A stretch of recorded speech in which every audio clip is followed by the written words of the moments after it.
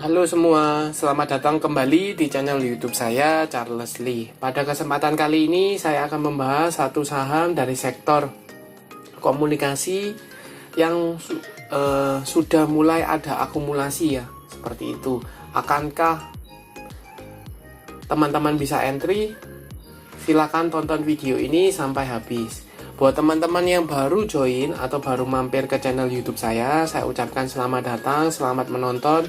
Semoga informasi yang saya buat atau yang saya sampaikan melalui video-video yang saya buat bisa bermanfaat buat teman-teman dalam membantu teman-teman dalam pengambilan keputusan.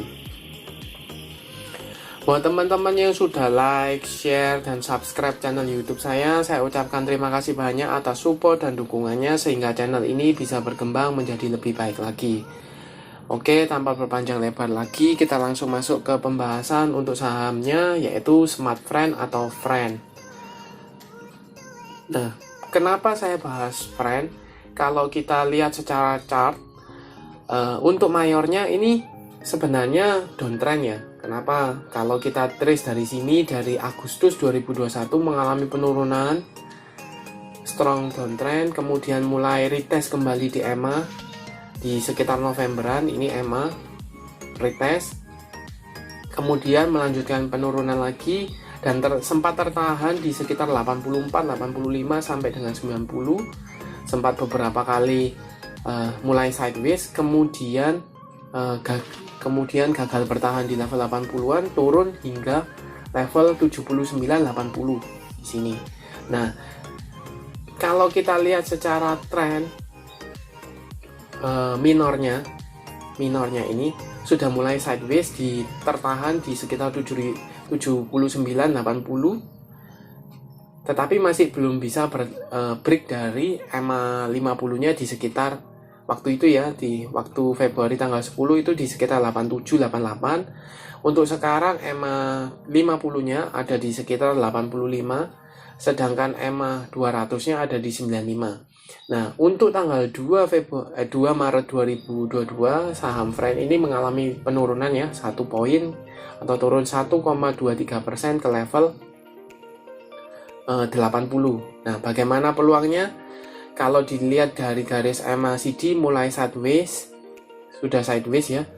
Nah, tetapi yang cukup menarik adalah untuk saham Fren.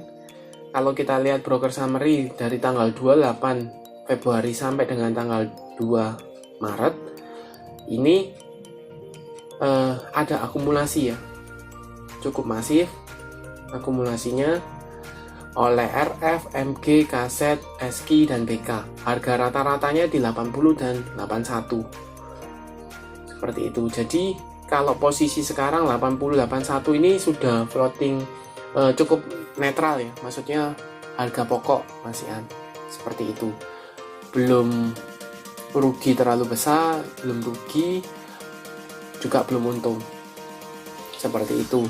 Nah, kalau dilihat posisinya harga sekarang, kalau teman-teman entry pun masih sama dengan harga Big Five nya, seperti itu.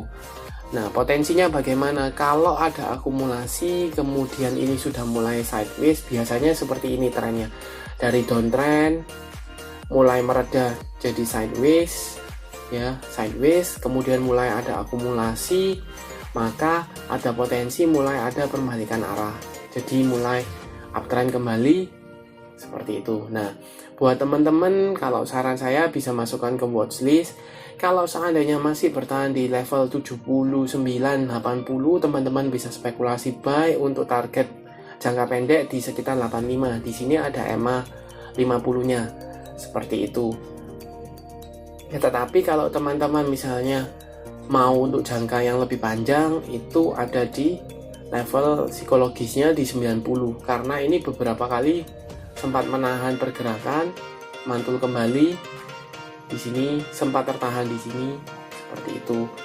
Jadi ini resisten yang cukup kuat sebelum retest kembali ke level 95 seperti itu. Jadi bisa dimanfaatin untuk spekulasi buy apabila masih bertahan di level 79-80. Tapi kalau seandainya dia berhasil break di bawah atau ditutup di bawah 7980, teman-teman jangan masuk karena ada kemungkinan dia akan melanjutkan penurunan seperti itu.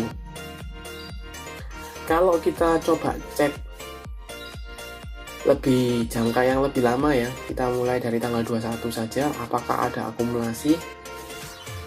Untuk tanggal 2, mulai tanggal 21 nya, dari tanggal 21 ya sampai dengan tanggal ini ada distribusi oleh aset, PD, YJ, SKI, BB seperti itu. Jadi kalau dari trace tanggal 21 di sini ini mulai distribusi, kemudian mulai ada akumulasi kembali seperti itu.